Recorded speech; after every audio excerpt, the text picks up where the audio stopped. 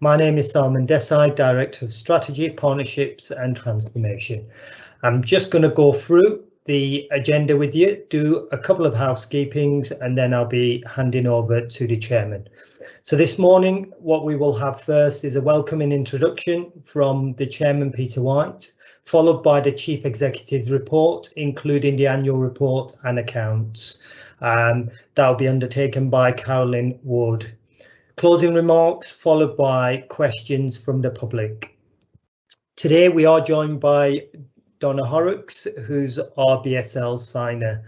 There is, from a housekeeping point of view, just a couple of things to note. There's an icon on the bottom right if people want to see the subtitles. All you need to do is select Show Captions, and this will enable the subtitles to come on.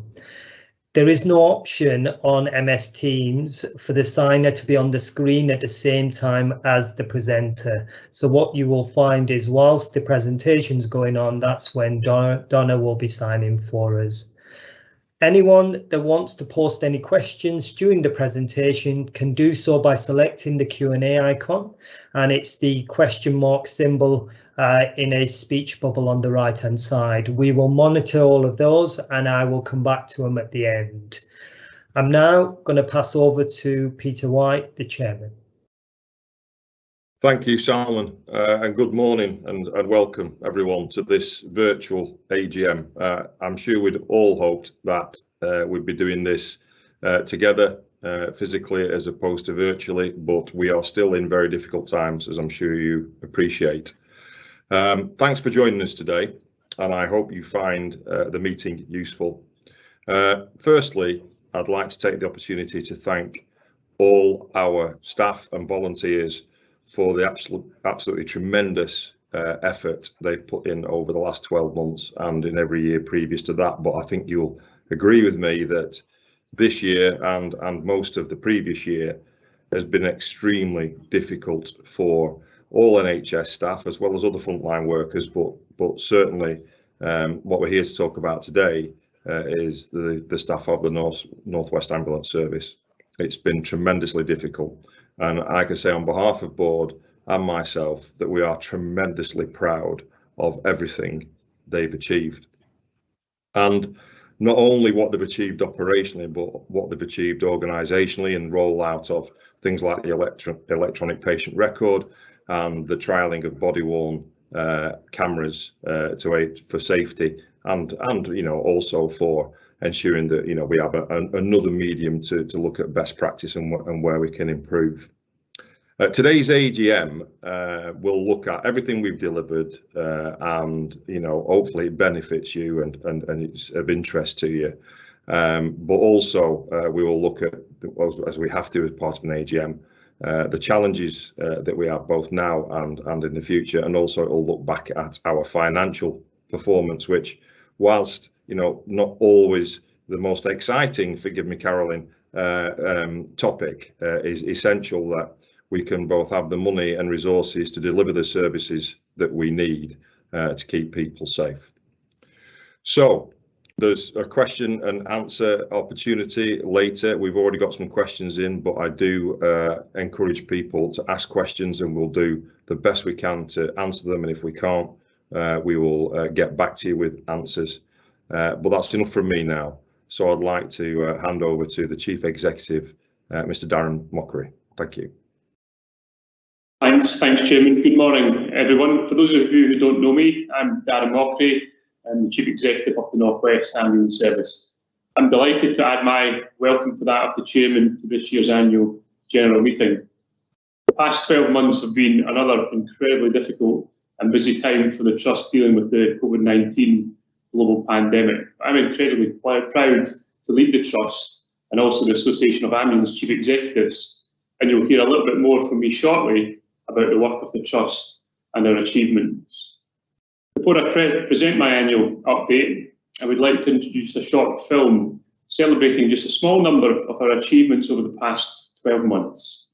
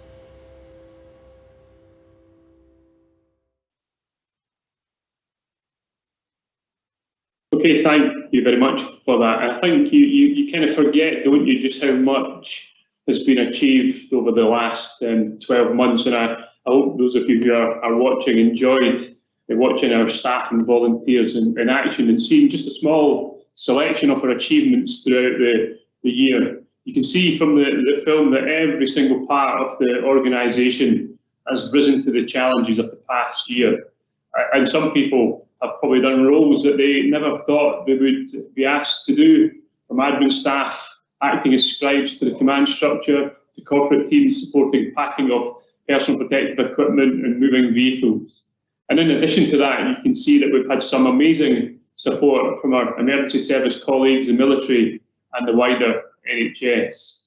And despite the COVID-19 challenges, we've made significant progress with our strategy and introduced a number of new technologies, as you'll have seen from the short video. So I just want to pay my tribute to the thousands of staff and volunteers across the Trust who have once again risen to the challenges faced and worked tirelessly to meet the needs of their local communities.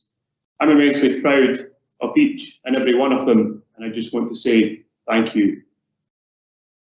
I'm now going to present an overview of the Trust and our achievements throughout the year.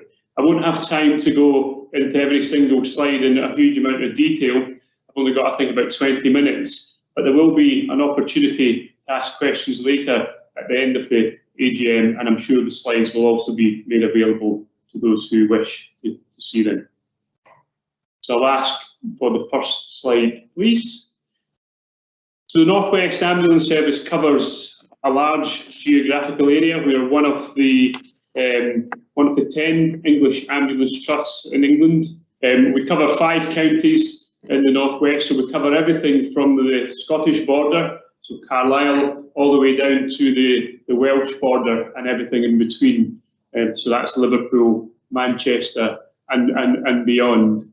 We service a population of 7.5 million, and between us and probably the London Ambulance Service, we're the 2 biggest ambulance trusts in the UK. And principally, the organisation is made up of the paramedic emergency service, responding to 999 calls, a patient transport service, doing inter-hospital transfers and other duties. NHS 111, we are the front-facing part of non-emergency, urgent and emergency healthcare before patients have to dial 999, and then a resilience part of the organisation which deals with civil contingencies and major incidents, etc. Next slide, please.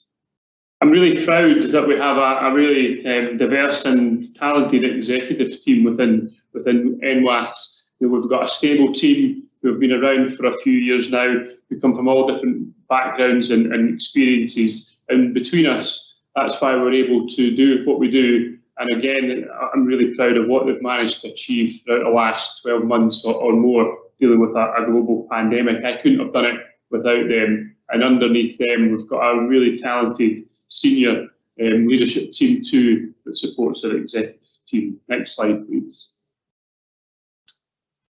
Our strategy is all about wanting to be the best ambulance service in the UK by delivering right care at the right time in the right place every time. And there's a number of enabling strategies that underpin our overarching strategy. Those are monitored through what we call our corporate programme board, and each of our executive team and a number of our senior leaders act as senior responsible owners of the various different aspects of our strategy in order for us to continue to make the progress that we need to make in amongst dealing with all of the other pressures that we see across the organisation. Next slide, please. This year we launched our new values, so working together, being at our best and making a difference. And we didn't just do that by sitting in a room in isolation as an executive team, but we did that by going out and asking our staff across the organisation what they would like to see as the values for the organisation. So I'm really pleased to say that the values that we now have across the organisation are those that have been designed by our staff and for our staff. Next slide, please. The North West patch is a really complicated patch, as you can imagine. As I said, it already covers 7.5 million from the Scottish to the Welsh borders and everything in between. We've got multiple partners that we engage with throughout the year. As the new integrated care systems start to come into being, you'll see from the slide that we have 4 principal main ICSs within the Northwest, and we have a number of key partners that we work with, from our blue light emergency service colleagues in police and fire to local authority to other organisations that service health and social care. Next slide, please. We've been growing our workforce over the last few years, and clearly COVID has given us an opportunity to grow it even further, as we've had to bring in lots of new staff to deal with the increasing demand that we've seen, both in terms of our paramedic emergency service, but also within NHS 111. So you'll see from this slide now that we've got well in excess of 6,700 staff across the organisation, and that excludes our volunteers. We've got a huge number of volunteers across the organisation too that support our full-time workforce. And as you can see from the slide, the majority of our staff work within the paramedic emergency services. Next slide, please.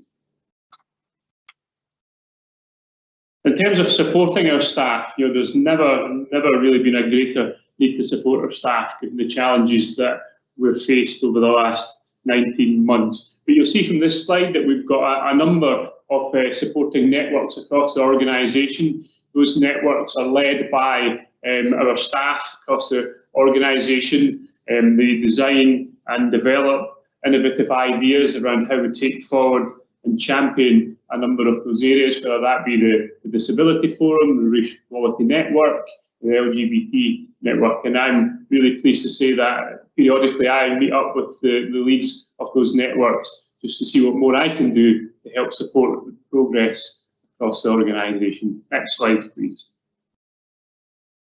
So in terms of our services and performance for the last 12 months, it's been a strange year. Is probably the best way to put it, because on one hand we've had slightly reduced demand on our patient transport service as they've supported our 999 colleagues and been focusing primarily on higher acuity patient transport services. But then on the other hand, our NHS 111 and our 999 service have been inundated with calls throughout the last 12 months. And even that went up and down as some of the COVID challenges hit us in different waves. So it's been a really, really mixed bag, I would say, in terms of performance over the last 12 months. And I'll go through each of our core services now in a little bit more detail. Next slide, please.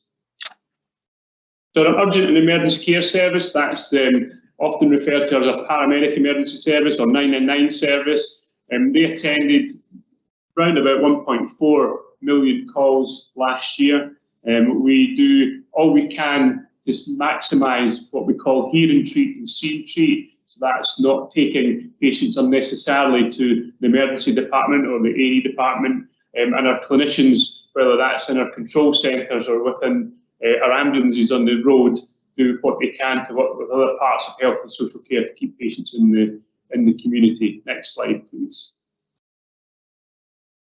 And you can see from this slide that we've got a number of targets across the top. So our targets for category 1, our sickest patients, is a 7-minute and a 15-minute target. And our higher acuity patients, but not immediately life-threatening like a category 1 patient, has got an 18 and 40-minute target. And then our less sick patients, a category 3 and 4 patients, have got a slightly different target. And you can see there that we were just short of achieving the 7-minute target, but we did achieve the 15-minute target for our most life-threatening, seriously injured patients, and that's excellent given the pressures that the trust has been under over the last 12 months and the geographical spread of the organisation.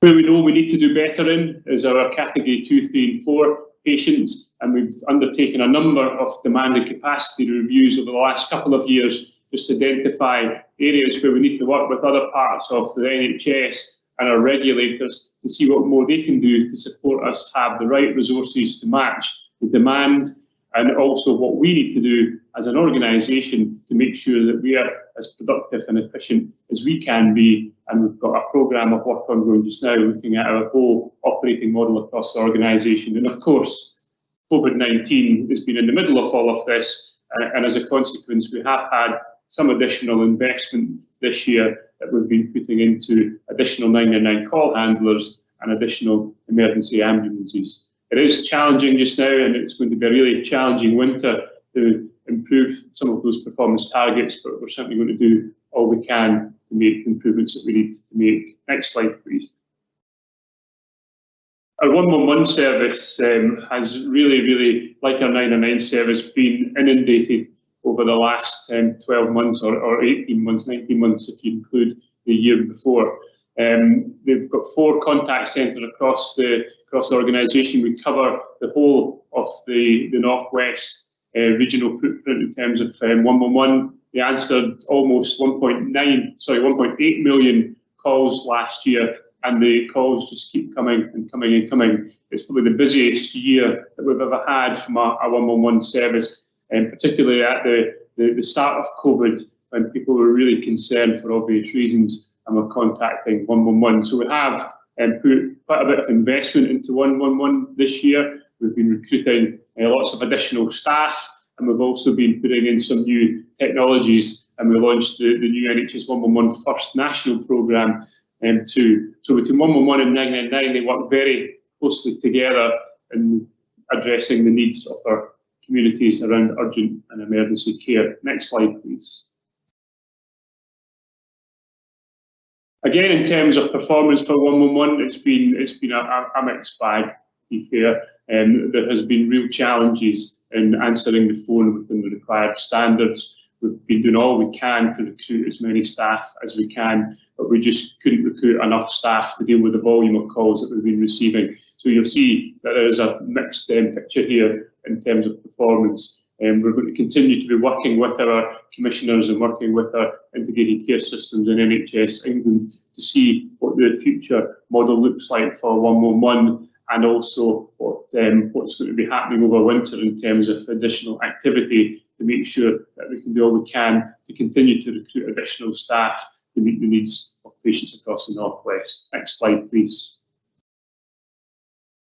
Our patient transport service kind of go about things quietly behind the scenes, but that couldn't be further from the truth, because the patient transport service have done an absolutely amazing job this year supporting our frontline 999 clinical colleagues.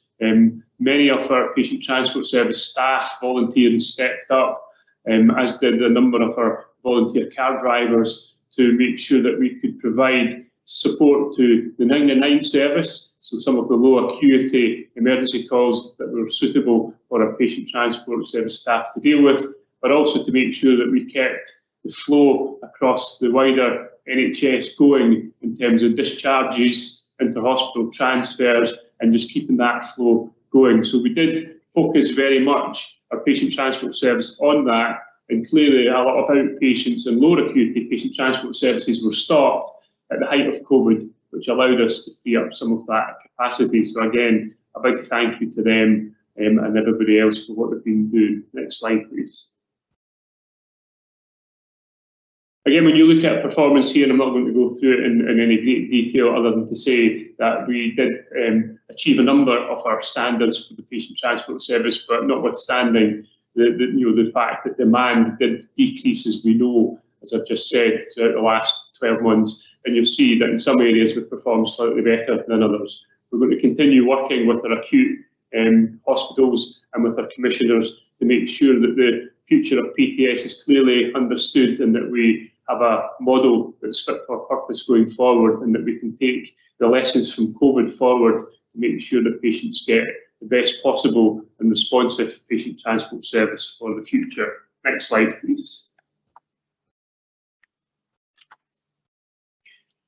What I'm really proud of, actually, in addition to how we've dealt with COVID and business as usual, is the fact that we've also managed to continue to win awards and take forward many of the initiatives in line with our strategy.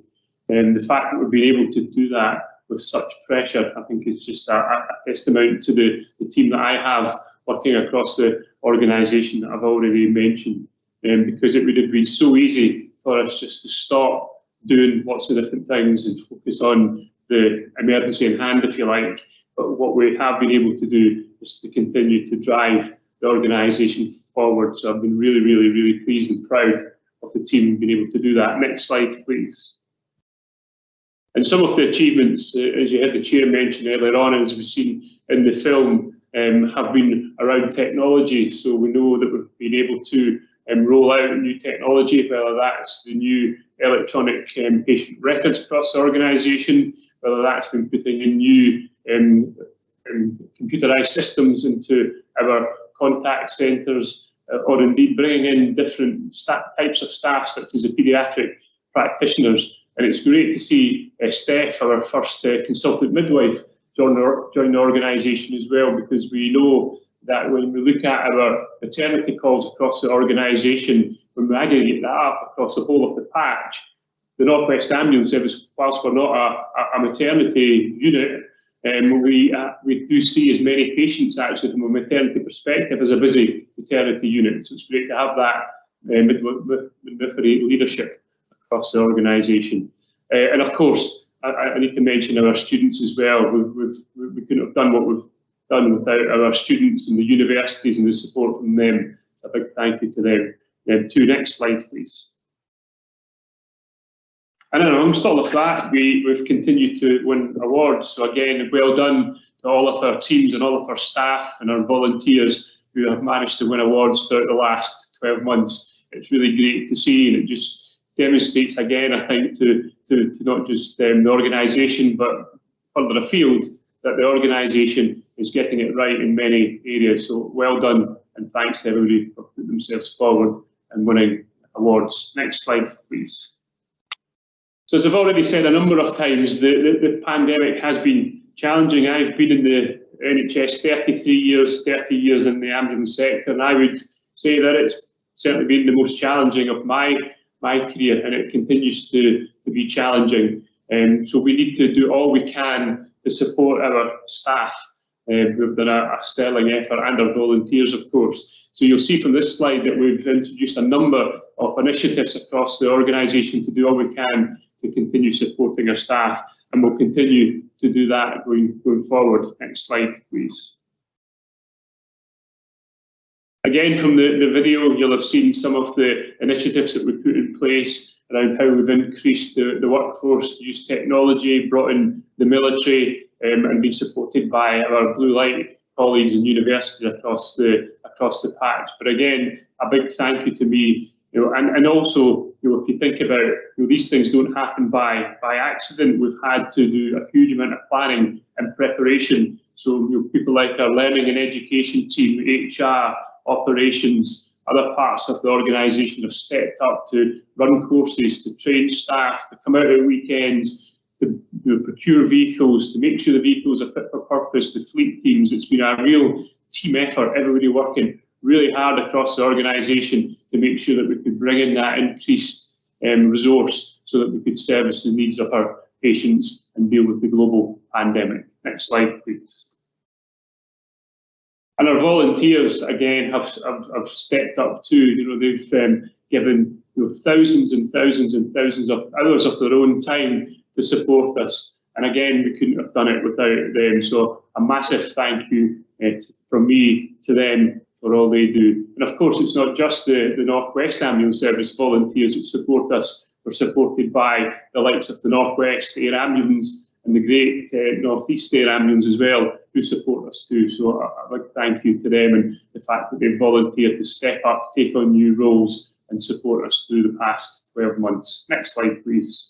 And we've managed to, again, in addition to all the business as usual operational pressures, dealing with COVID, we've also managed to continue to do all we could to work with the public through lots of different initiatives, whether that's been public health campaigns, the volunteer week, road safety weeks. So again, the teams have done a sterling job to continue all of that health promotion and public engagement as well. So thanks for that too. Next slide, please. And we've got our patient public panel, who I'm sure will be on the call today. And again, a massive thank you to them, because they have been able to guide us in the right direction, have given us a voice of patients and the public, so that we've been able to look at our services and make adaptations as when required so that we can continue to improve as an organisation. So a massive thank you to our patient public panel, who I know have joined us throughout the past 12 months because they've been joining us on board meetings and at other meetings too. So thank you to them too. Next slide, please. And again, just to kind of summarise all of that, we have continued to do all we can to engage with the public. I think it's a right thing to do. The public have really had a difficult time of it over the last 12 months, like the rest of us. So I think the fact that we've been able to engage and reassure the public and the communities across the Northwest to a variety of different ways has been excellent. And you can see from this slide just some of the initiatives that we've been able to undertake in the last 12 months. Next slide, please. So looking ahead, we know that we've achieved a huge amount over the last 12 months, and we know that we've got a lot to achieve over the next 12 months. But I'm absolutely confident that we have the team in place to be able to do that. I'm not going to sit here and say that it's going to be easy. We know that we are going to be in for a very, very busy and challenging winter. The organisation is doing all it can now to put as much in place as we can, ready for the winter. But at the same time, we will continue to drive forward our strategy. And as you can see from this slide, we've got a number of initiatives in place or in train just now for the next 6 months or so for this financial year. And as I say, I'm confident that we will be able to deliver the majority of the things that we set out to be able to deliver. So there'll be an opportunity later on to ask the executive team, myself and the chair, questions. So I'm just going to pause there now, and I'm going to hand over to Carolyn Wood, our Director of Finance, who's going to take us through the financial performance and accounts for 2020-2021. And over to Carolyn. Thank you, Darren. I'll now take you through the financial performance and annual accounts for the financial year ending 31st of March 2021. Next slide, please. The annual accounts form part of the annual report document, and that's available on the Trust website. In addition to the main financial statements, there is also additional information included in the annual report. This relates to staff costs and numbers, and also the remuneration report. Once again, I'm pleased to report that NWAS met or exceeded all its financial targets and received an unqualified audit opinion. Next slide, please. The independent auditor's report on the financial statements is included within the annual report and as already mentioned, the Trust received an unqualified audit opinion. New for this reporting year is the auditor's annual report, which also includes the value for money assessment, which covers financial sustainability, governance, and improving economy, efficiency and effectiveness. This document is also available on the Trust website for access by the public. Next slide, please. This just summarises those financial duties and targets that we have met for the year, and I'm just going to move on now and provide some further detail in relation to these. Next slide, please. So after impairments, the Trust delivered a small surplus of £41,000 against a break-even position. This continues the good track record of the Trust in what has been a challenging year for the NHS finances nationally. Next slide, please. Total income for the year was 440 million, which is 69 million or 18% increase on the income received for the previous financial year. This is directly related to the interim financial regime in place as part of the NHS response to the global COVID pandemic. As in previous years, the majority of income received relates to our paramedic emergency service or 999 service, and the chart also includes the income split for the other service lines already mentioned by Darren, including patient transport service, 111 and resilience. Other income in the top box, the 51 number there, is significantly higher than in other years, and this is where it includes the income that we received relating to COVID. Next slide, please. In terms of operating expenditure, the total operating expenditure for the year was £442 million, which is an increase of 73 million compared to the previous financial year, an increase of nearly 20%. As mentioned for the income, the main increase in expenditure is associated with the response to COVID, which amounted to £38 million. As you can see from the chart on the left, nearly 3/4 of our expenditure, or 317 million, relates directly to pay costs.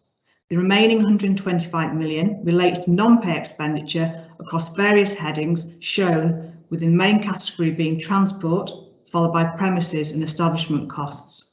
The pale blue segment is other, and this includes impairments, legal costs, and also some lease costs. Next slide, please. The Trust uses its historic surpluses and cash balances to help fund the capital programme, and during the year we spent £22.6 million investing in our vehicles, equipment, buildings and digital infrastructure. This included enhancing the digitalisation of the front line and the rollout of the electronic patient record, which Daren has already mentioned. Thank you, and that concludes the presentation of the annual accounts for the financial year 2020-21. I'll now hand over to Salman to take us through any questions. Thank you. Thank you, Carolyn. We now come to the Q&A part. This is where you can put questions to the chairman as well as the whole executive team. So I'm just going to give you a chance to start posting some of the questions. We've got a couple that have come in already. So there was one from John Jones who asked, have we been told that the NHS still obtains PPE from China, as this is a strategic resource and the procurement people have wake-up call as last year? Please ask why these contracts have not been moved to the UK. If the excuse is lack of manufacturing capacity, then why hasn't NHS flagged this up and built a factory for their sole use? So Carolyn, as the director responsible for the function, has provided a response, and it says currently the supply of PPE continues to be managed nationally through the NHS supply chain, with stock pushed through to organisation based on usage, rather than the traditional model of supplies being ordered and pulled by organisation. This arrangement has been in place throughout the pandemic and is set to continue for the rest of the financial year. There are instances where local manufacturing capacity has been created and local contracts have been moved onto national frameworks. So I hope that answers your question, John. We also have a question from Ken around the 111 service, and what Ken says is many of the older groups forum that I attend and people of all ages that I've met locally have not really got the message around what 111 can do for them. Those who have taken ill during COVID crisis and have made contact with me have been very happy with the support they've received when they did make contact, but they didn't know what to do and when to do it. Some thought it was an extra number for COVID track and trace. Somehow or another, we are not getting the message or habit through to everyone. So certainly thank you for the positive comments around the 111, Ken. I think for everyone's benefit, NHS 111 is a free non-emergency service available for urgent care assessment. It is available 24 hours a day, 365 days a year by going online. So you can either go via the www.111.nhs.uk or by calling 111. NWAS operates the 111 telephony service for the whole of the Northwest. If you're unsure what healthcare service you need to visit, the 111 service will help you find the most appropriate care for your condition. When you contact NHS 111, you will be asked a series of questions in order to assess your condition. At the end of the assessment, you'll be advised on the next best step for your care and where you need to get the clinical help. This might be an out-of-hours GP, community nurse, it might even be the pharmacy or emergency dentist. You may also receive a call back from one of our clinicians if an additional assessment is required. But just specifically getting to the question, since August 2020, additional services have been made available by going online to 111. And what we've been trying to do is working with NHS England to ensure we put appropriate marketing as well as publications and promotions out. But the key thing to all of this is that we can do more, and that's what you're suggesting. So what we are planning on doing is doing 4 more national as well as local campaigns with support of the national team to help raise the awareness of the 111 service. And if you or any part of the groups or forums would benefit from hearing about the service firsthand, what we would say to you is get in contact via the patient and public panel, and we'll certainly support that for you. So let me move on to the next question. And I think there's nothing better than putting one probably to the Chief Exec first. So Daren, Dr. Patty is asking, have you done an audit to assess if all of the senior exec posts are essential or they need streamlining? Okay, thanks, Simon, and thanks, Dr. Patty, for that question. Yes, we have actually. When I joined NWAS just under 3 years ago now, clearly one of the tasks that I had was to look at the executive team portfolios, which is what I did. And I looked at what all the executive team members did across the organisation and what they were responsible for. And I put in a structure. Since then, however, I've also re-looked at the portfolios and the structure, and we've reduced the executive team in the last few months by 1. And what we've done there is it was a standalone deputy chief executive post that we had within the trust, but we have decided to have a deputy that is also aligned to one of the key executive posts as well. So in short, the answer to that is yes, we've re-looked at that, and I'll continue to re-look at not just the executive team but the whole organisational structure of the organisation to make sure that it's fit for purpose and doing what we need it to do. Thank you, Daren. I think the next question is for Lisa, Director of People. Would NWAS consider changing technicians course or awards from AAP, that's the Associate Ambulance Practitioner, to FREC, First Response Emergency Care Level 5, and start to introduce Emergency Care Assistance, which is at FREC Level 4? So a good number of acronyms there for you, Lisa, to respond. Thank you, and thank you for the question, Joseph. I think the honest answer is that we wouldn't. Our strategy has been to continue to develop apprenticeships, and we're an employer provider and certainly one of the foremost providers across the NHS in the Northwest of apprenticeships. The AAP apprenticeship, which underpins our EMT1 apprenticeship programme, was developed by ambulance services for ambulance services, so it's very much tailored to the technician role that we need in support of our paramedics. And our response model remains to try and ensure that we can have a paramedic supported by a technician on every vehicle. So I think in principle we wouldn't necessarily want to develop 2 levels of technician. So I think we're confident really that the model that we have in place at the moment is designed to deliver the best quality care to our patients across the Northwest. Thank you, Lisa. The next question is also from Joseph, but this time it's directed to Carolyn Wood, or certainly I'm directing it to Carolyn Wood. When will NWAS have electric ambulances, Carolyn? Oh, that's a very good question. Thank you, Joseph. So we know historically that the weight of the vehicles, given the amount of equipment that needs to be held on them, is one of the issues in terms of an electronic vehicle. But nationally, they are looking to try and develop a suitable vehicle from scratch with the main suppliers. So it is being considered nationally. So hopefully in the not too distant future, particularly as the NHS moves to being net zero. Thank you very much, Carolyn. The next question is from Alex. Can you explain if you have Jewish representation on the Religion and Belief Forum? Lisa, are you best to respond to that, or I'm more than happy for you to pass on to one of your colleagues? No, that's fine.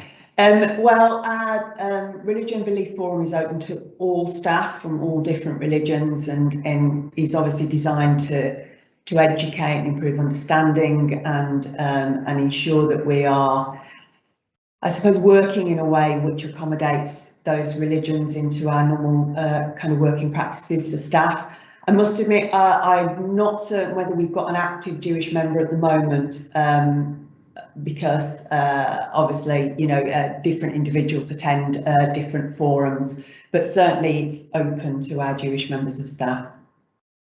Thanks, Lisa. I think, Lisa, the next one, it probably links into that. And Alex is also asking, how easy is it for Orthodox Jews to work at NWAS and keep their religious beliefs? And I suppose that extends beyond, you know, just with, you know, Orthodox Jews. Actually, it's for a whole range of different religions, isn't it? Yeah, absolutely. And obviously, you know, we would welcome applications and would work with individuals to try and ensure that we can balance the needs of a 24-hour service with the needs of individuals to maintain their religious beliefs. So I think, you know, we would welcome applications and would work with individuals to try and ensure that we can manage and balance those needs, the organisation and the individual. Thanks, Lisa. Alex, it's certainly, if you want to get in contact with us to pick up some of that discussion, we're happy to do so through the patient and public panel. The next question, Jed, I think I'm going to come to you, and it's from David. When will there be a single number to call that will triage and then allocate resource and advice as appropriate? So I think this would be a national issue that would need to be addressed, where if you ring 111 or 999, you go through a single triage process. The Trust has plans to move to a platform where we can triage patients in a similar manner, consistent manner across where we ring 999 or 111. So we will be moving to that early next year, where we'll be trying to deal with that. But in terms of a national number, that's something that is outside of NWAS's power, but certainly something that we can consider and move forward on behalf of our region. Okay, thanks, Jed. And I think the next one, I'm going to just point in your direction too. The Trust are doing a fantastic job in the region's southern cities. Why does the north of the region have fewer resources and support? And why do places like the highest market town and village in your area are ignored, and the plan is to leave them with first responders who can't attend road accidents, maternity children, etc.? So firstly, I think one of our best performing areas is the North Cumbria region. That's where we are delivering a consistent performance and good quality service up there. There are certain areas that we are hard to reach, and we have had plans in place which we try to give bespoke services. At present, one of these areas is proving to be difficult to deliver a sustainable service, and we are looking at alternative ways of delivering the best level of care that's possible. I think we're engaging with the community up there, and we're trying to look at what is the best way we can deliver a sustainable service, but there's no decisions been made yet. We're still in discussions with the CCG, and there is some engagement planned with the local community up there to try and look at what is the best solution to this long-term problem.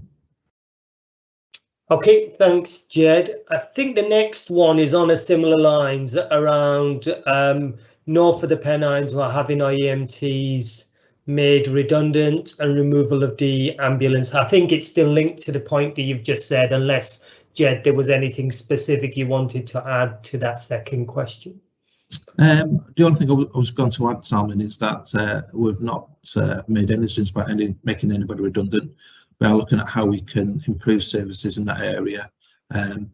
Like I say, we're quite happy to engage with them, and I know there are some meetings certainly planned with the Health and Scrutiny Committee up there to discuss how we take things forward.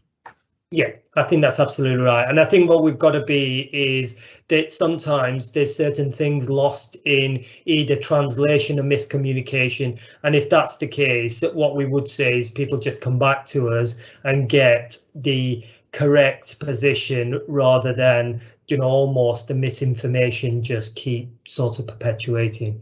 I think there may be one other sort of question. Let's have a look.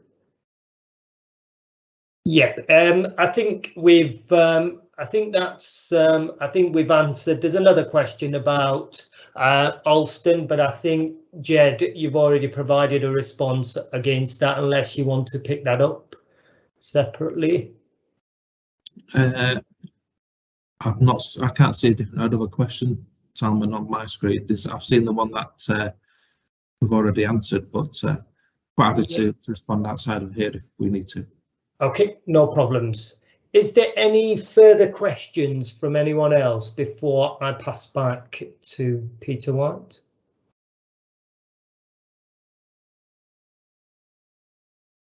Salman, I can see another couple of questions in the QA box. Oh, yeah, they've just popped through. You're quite right. How many disabled people are employed by NWAS, Lisa? So this is in some respects a difficult question to answer. So on our HR system, we have 4.5% of staff who've declared that they have a disability. But we know from the work that we've done through COVID, through risk assessments of staff, and also through our staff survey results, that the real picture is probably closer to 20 to 22%. So we are doing some work to data cleanse that and try and ensure that we have kind of clear recording of those who are disabled. And we're doing quite a lot of work as well about around disability and wellbeing passports, which enable us to ensure that our staff can move through the organisation with recognition of any adjustments that are needed for their disabilities. So there's quite a lot of work going on to try and ensure that our disabled staff are able to adapt and work within the organisation safely and in an equitable way. Thanks, Lisa. The next question is from Darren. It is evident that PES is significantly under-resourced despite external bodies recommended the required levels of recruitment to maintain its response to the public. This was identified pre-COVID and not acted upon. Can you explain how the Trust are addressing this in the knowledge that it now takes 12 months to qualify a technician and 5 years to educate and complete a paramedic preceptorship? So I don't know whether, Jed, you want to start, and then Lisa may want to follow on from you. Yeah, I'll pick that up first, Sam. Firstly, we have been working with an external agency to try and understand what resources are required for NWAS to deliver the right level of care to our region, and we've got a significant body of evidence that we will be presenting to our commissioners to explain what resources are required and where we need to invest it. And we're also doing a lot of internal work about how we can make the most efficient use of our resources internally, so that we're making sure we're spending the money wisely. And this is the whole piece of work is being led by our Chief Executive, who's taking this to a regional level. There's some discussions, but we're also discussing with our local commissioners about how we can try and get increased funding. But similar to all other trusts, NHS trusts, that there is extreme pressure on everybody at the moment, and everybody is asking for additional funds to try and meet the more difficult targets. So we're doing all we can to try and raise the visibility of our issues, and we're working extremely hard with our partners to try and increase the funding. Lisa, I don't know if you want to pick up in terms of the training element. Yes, just to reassure really that we have long-term workforce plans which look at the paramedic supply, that working in partnership with our health education institutions. So whilst developing a paramedic can take some time, I think I'm confident that we've got good supply routes, both through direct entries into universities, but also through the use of the paramedic apprenticeship internally to develop our internal staff over a 2-year period to become paramedics.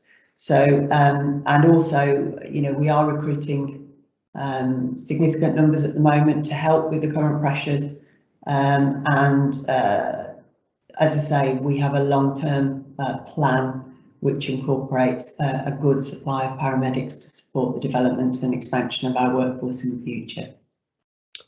Thank you, Lisa.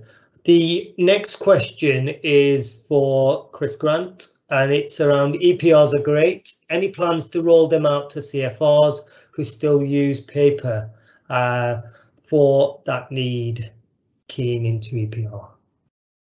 Thanks, Alan. Thanks, David, for the question. I was at the regional CFR forum last night where this was raised. I think we've got to recognise that there's a difference between accessing the EPR and the device that accesses it. So as you are quite correctly identified, we have already modified the CFR record so that we take a photo of it, so it's part of the care record, which I think is a massive and significant improvement in patient safety, but also the value that CFRs give as first line responders. I think the next phase within EPR is to consider what we can do about that conundrum, because obviously we've got so many brilliant volunteers. We have to work out, would they be able to use their own devices with all the challenges we have about that, as otherwise we then have to really consider, could we source kind of a device that would be able to use for the electronic patient record. So the answer is, at the moment, I think we've done a significant piece of work to modernise the way we work with CFRs, and then the longer term strategy will be worked through at the kind of regional forum and with our digital plans, just to see whether there is a mechanism whereby we can use people's own devices safely and securely to sort of integrate in a further manner in the future. So I think the answer is watch this space, David. Thank you very much. I think Alex just makes a observation or comment saying thank you for a very informative AGM. Very proud of being on the patient and public panel, and thank you for all the opportunity to do so. Let's hope the next 12 months will be easier COVID wise and we achieve our goals. I think we would all sort of echo those sentiments, and thank you very much. What I'm going to do is I'm just going to put a question, it's not in the chat, to Maxine, who hasn't had any questions. So Maxine, I just wonder, during the past 12 months with COVID, it's been a fairly significant challenge around IPC. How have we maintained quality during that time?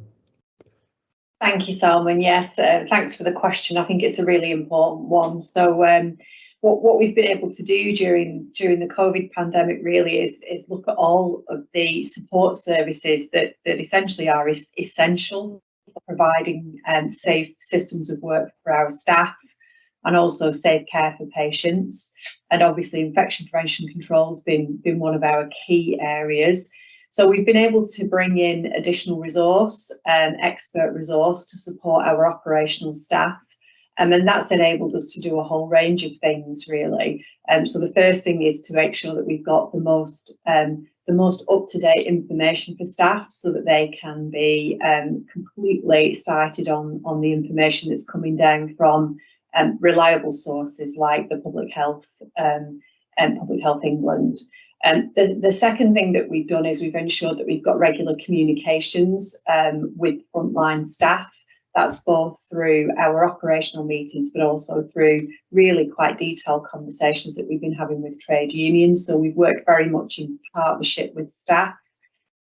We've made sure that we have had an environment which is conducive to safe working. So we've installed screens in a lot of our call centres and a lot of our corporate offices now to ensure our separated, distanced from one another. And where that's not the case, we've got flexible working arrangements in place to reduce the number of staff in any one place at any one time.